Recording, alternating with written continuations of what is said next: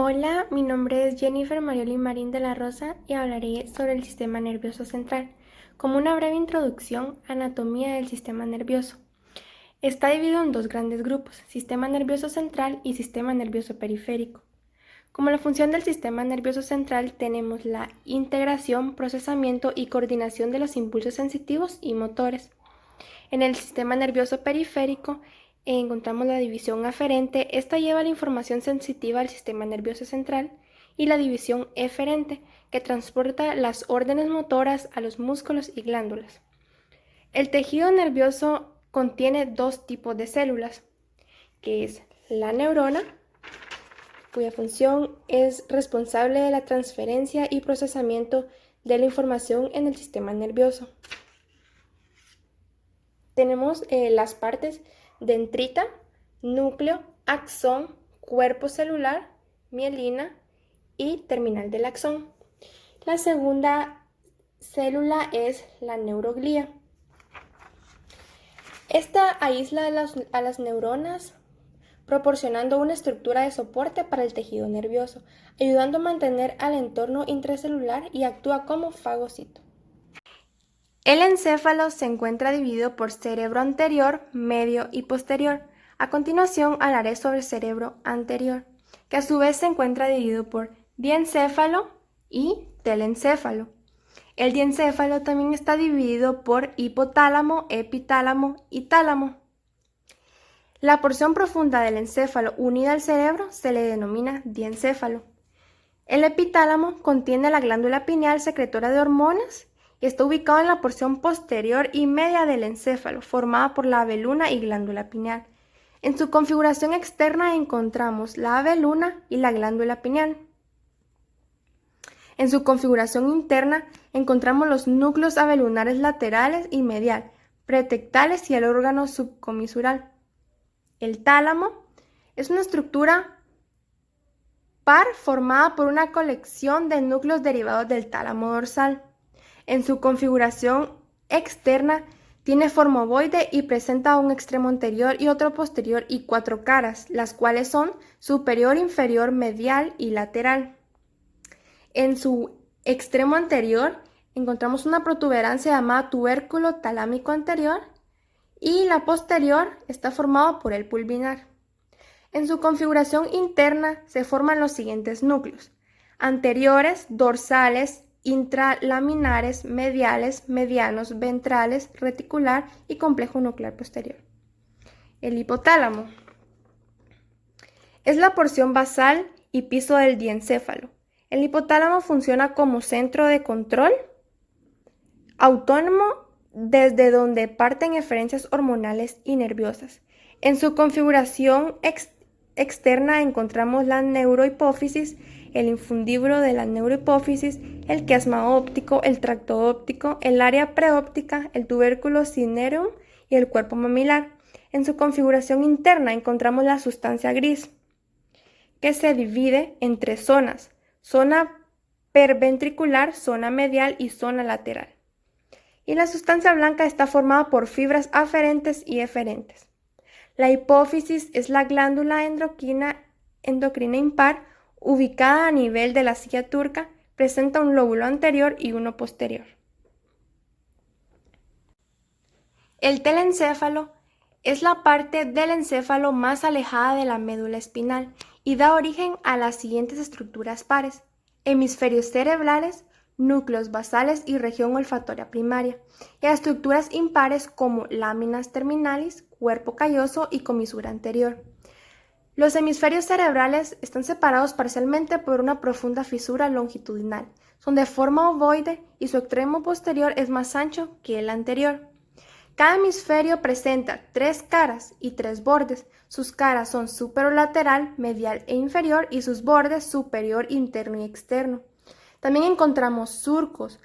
Los surcos intervolares dividen cada hemisferio en 5 lóbulos. Encontramos el lóbulo frontal, que se extiende desde el polo frontal hasta el surco central y presenta 3 surcos, que es el frontal superior, inferior y precentral. El lóbulo parietal está limitado en dirección anterior por el surco central y en dirección posterior por el surco parieto-occipital, que presenta los siguientes surcos: postcentral e intraparietal. El lóbulo occipital separado parcialmente por el lóbulo parietal mediante el surco parieto-occipital y del lóbulo temporal mediante la escotadura preoccipital, encontrando dos surcos, los cuales son semilunar y el surco occipital transverso. El lóbulo temporal está limitado en dirección superior por su surco lateral. En la cara supralateral del hemisferio cerebral encontramos el surco temporal superior y el inferior, y el lóbulo de la ínsula. La ínsula es el lóbulo profundo y de forma triangular. Es la porción de la corteza cerebral ubicada a nivel de la fosa cerebral lateral. Como mencioné, encontramos unos surcos, los cuales son surco de Rolando, que conforma los límites posteriores y anteriores de los lóbulos frontal y parietal. Cisura silviana está entre los lóbulos frontal y parietal. El surco parieto-occipital, que separa el lóbulo parietal por arriba del lóbulo occipital, y la escotadura preoccipital forma el límite entre los lóbulos temporal y occipital. Cerebro medio o mesencéfalo. La placa dorsal sufre engrosamiento y se divide en dos porciones separadas por un surco medio. Más tarde, estas se dividen a su vez en un surco transversal en cuatro eminencias llamadas tubérculos cuadrigéminos. Se desarrolla a expensas de la vesícula cerebral. En este cerebro se distinguen cuatro caras. La anterior, que está formada por dos cordones gruesos llamados pedúnculos cerebrales. Entre los dos pedúnculos se encuentra una superficie profunda llamada espacio interpeduncular. Las laterales, podemos apreciar los pedúnculos cerebelosos superiores adheridos en su borde externo a los pedúnculos potencerebelosos y arriba a los cerebrales. Se encuentran separados por el surco lateral del istmo. Por último, la cara posterior presenta cuatro eminencias redondeadas llamadas tubérculos cuadrigéminos separadas por un surco transversal y uno sagital. El surco transversal lo divide en dos tubérculos, dos anteriores y dos posteriores. Los anteriores son de forma ovoide, de color gris y están separados por un surco donde se observa una depresión bien marcada, donde descansa el cuerpo pineal. Y las dos posteriores son casi hemisféricas y menos voluminosas que las anteriores. Cada tubérculo se prolonga hacia afuera, adelante y arriba mediante un cordón blanquecino llamado brazo conjuntival. Y acá está ubicado el mesencéfalo o cerebro medio. Para finalizar el encéfalo, encontramos el cerebro posterior, el cual se origina en la vesícula cerebral posterior. En él encontramos el metencéfalo y el mielencéfalo. En el metencéfalo encontramos puente o protuberancia y cerebelo. El puente o protuberancia es la porción del encéfalo, se encuentra ubicada en la fosa interpeduncular y surco pulvopontino. Es de forma de un rodete ancho y de color blanco. Su altura es de 2.5 centímetros y su diámetro transverso es de 4 centímetros. Sus límites: se encuentra por abajo de la extremidad superior del bulbo y por arriba de los pedúnculos cerebrales. En su configuración externa se dividen en 6 caras, las cuales son anterior, laterales, posterior, interna y superior. En su configuración interna encontramos la sustancia blanca, fibras pontino, y sustancia gris, núcleo pontino. Cerebelo. Es la porción más voluminosa del cerebro posterior. Tiene forma ovoide y está formada por dos hemisferios cerebelosos. Mide 9 centímetros de diámetro transversal, 6 centímetros en su diámetro anteroposterior y 5 centímetros de altura. Cuenta con 3 caras. Cara superior, que es convexa y está dividida por el vermis. Cara inferior, presenta una línea media y está dirigida en sentido anteroposterior por una cisura llamada cisura media del cerebelo, y en el fondo se encuentra el vermis inferior. Su cara anterior se encuentra vuelta hacia abajo y adelante y en conjunto presenta la forma de una cavidad amplia que abarca la cavidad del cuarto ventrículo. Posee también 3 lóbulos, 2 laterales y uno medio, y están recorridos por surcos. El surco de mayor importancia se llama cisura horizontal. También encontramos cisura primaria, que divide al hemisferio cerebeloso en 2 lóbulos, anterior e inferior. La división fisiológica del cerebelo encontramos el lóbulo anterior, lóbulo posterior, lóbulo superior y lóbulo inferior. En sus vías de conducción encontramos los pedúnculos cerebelosos inferiores, pedúnculos cerebelosos medios y pedúnculos cerebelosos superiores. Mielencéfalo.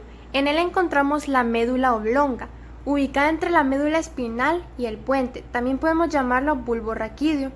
Su límite se encuentra por arriba del borde inferior de la protuberancia y por abajo en el entrecruzamiento de las pirámides. Mide 3 centímetros de longitud y tiene forma de cono truncado. En su configuración externa encontramos 4 caras, anterior, laterales y posterior. En la anterior se halla en relación con el canal basilar, del que está separado por la dura madre y las venas horizontales. Las laterales se relacionan con la porción del cerebro con la arteria vertebral que la cruza de atrás a adelante y de abajo arriba.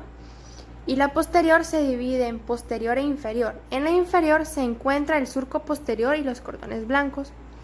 También encontramos extremidad inferior y superior. La configuración externa contiene cortes transversales con estructuras de sustancia blanca y sustancia gris. En la sustancia gris encontramos 10 núcleos, los cuales son grácil, trigémino, núcleo olivar, núcleo del nervio hipogloso, núcleo del tracto solitario, núcleo vestibular, núcleo marginal, núcleo coclear, núcleo del nervio vago. Acá tenemos ubicado el cerebelo y bulbo raquídeo, metencéfalo, mielencéfalo. El sistema nervioso central también está compuesto por médula espinal. La médula espinal es parte del sistema nervioso que está en el conducto raquídeo y tiene forma cilíndrica. Sus límites, desde el agujero magnum que está en el hueso occipital hasta la lumbar 1 y 2. No tiene el mismo diámetro en toda su extensión, presenta engrosamiento donde salen los nervios plexo-braquial y sacro. La médula espinal está dividida en segmentos: cervical, dorsal, lumbar, sacro y coxígeas. De esta manera. Está irrigada por arterias nutricias que llevan todo el nutrimiento a las arterias vertebrales. Para nutrirse necesitan cervicales, lumbares y arterias vertebrales anteriores y posteriores. Se divide en configuración externa e interna. La configuración externa presenta 4 caras. En la cara anterior posee un profundo surco longitudinal, un gran surco anterior. En el surco medio anterior emergen las raíces de los nervios raquídeos. Cara posterior encontramos el surco medio posterior. En este emergen las raíces posteriores de los nervios raquídeos. También encontramos el surco colateral posterior, entre estos el cordón posterior. Y las caras laterales. Encontramos el surco colateral anterior y posterior, se le llaman cordones laterales. En su configuración interna, es la parte central y tiene forma de mariposa y está formada por sustancia gris y sustancia blanca. La sustancia gris con forma de H ocupa la parte central de la médula, se divide en comisura o porción anterior y posterior o comisura gris. Presenta 6 cuernos anteriores, posteriores, laterales. La sustancia blanca rodea a la sustancia gris, transporta información en forma de cordones. No es uniforme y se encuentra en la periferia de la médula. Presenta 3 porciones: anterior, posterior, lateral. Encontramos los siguientes núcleos: núcleo de la cabeza y cuerno superior, sensitivo del trigémino, posterior externo, torácico, antero interno, antero externo y central.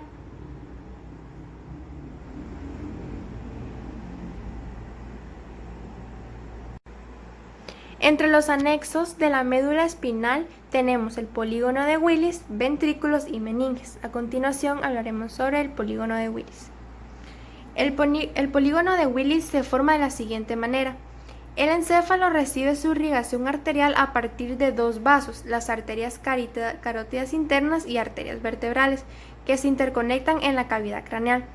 Las dos arterias vertebrales penetran a la cavidad craneal a través del agujero magno y se fusionan en la zona inferior de la protuberancia, originando la arteria basilar. Las dos arterias carótidas internas entran en la cavidad craneal a través de dos conductos carótidos. Las arterias vertebrales. Cada arteria vertebral se origina en la parte inferior del cuello a partir de la primera porción de cada arteria subclavia.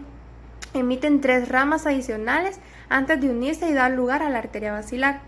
Se une con su homóloga contralateral y la arteria espiral anterior pasa rodeando al bulbo para descender sobre la superficie posterior de la médula espinal.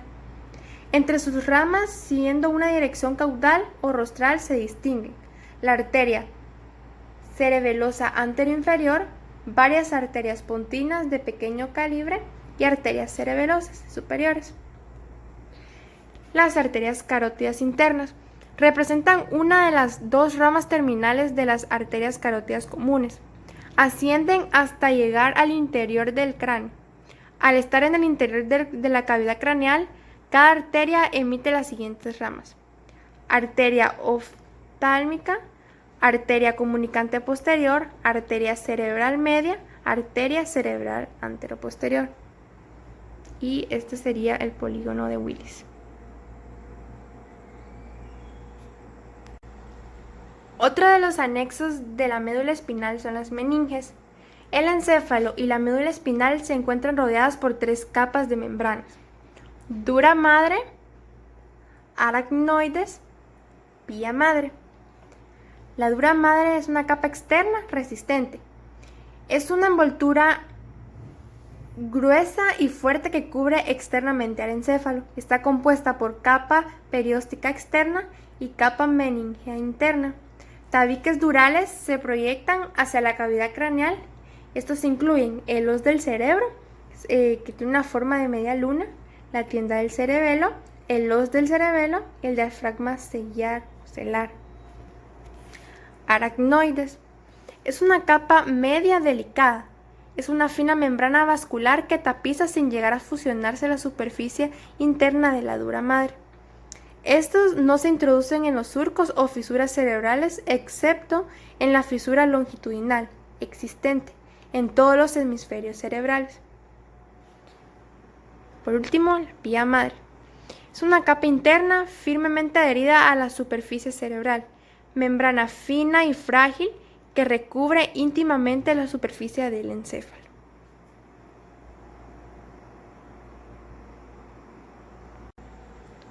Y por último, los ventrículos. Son 4 ventrículos, 2 laterales, un tercer ventrículo y un cuarto ventrículo. Los ventrículos laterales. Se le denomina así a la cavidad que tienen los hemisferios cerebrales en su interior. El ventrículo medio comunica con el cuarto ventrículo a través del acueducto de Silvio. Cada ventrículo lateral presenta una porción central o cuerpo y 3 astas, las cuales son frontal, temporal y occipital. La porción central se encuentra ubicada por encima del tálamo y por debajo del cuerpo calloso. Contiene parte del plexo coroideo. El tercer ventrículo, espacio comprendido entre los dos tálamos, se extiende desde el quiasma óptico por delante de la glándula pineal por detrás. Se estudian borde anterior, borde posterior, un techo, un suelo y 2 paredes laterales. El techo. En la porción superior, los pedúnculos cerebelosos superiores derechos e izquierdos. En la porción inferior encontramos velo medular inferior, también se localiza en el plexo coroideo. El techo del tercer ventrículo está delimitado por delante, atrás por el fornix, la glándula pineal y los pedúnculos anteriores de la glándula pineal. Y cuarto ventrículo. Es la cavidad situada en el inferior del romboencéfalo. Por abajo comunica con el conducto del epéndimo y por arriba con el conducto de mesencéfalo, acueducto de Silvio. Es ocupado por el líquido cefalorraquídeo de forma romboidal. Presenta un eje mayor longitudinal, surco mediano y un eje menor transversal. El eje menor transversal divide a la fosa romboidal en dos, en superior e inferior. La superior corresponde a la cara posterior del puente. En ella encontramos surco medianos, colicuos faciales y estrías medulares. En la inferior corresponde a la médula oblonga. En la línea mediana del triángulo está el surco mediano. El externo inferior del surco mediano corresponde al pico del cálamo. Por detrás hay una lámina de sustancia gris transversal llamada óvex. Muchas gracias.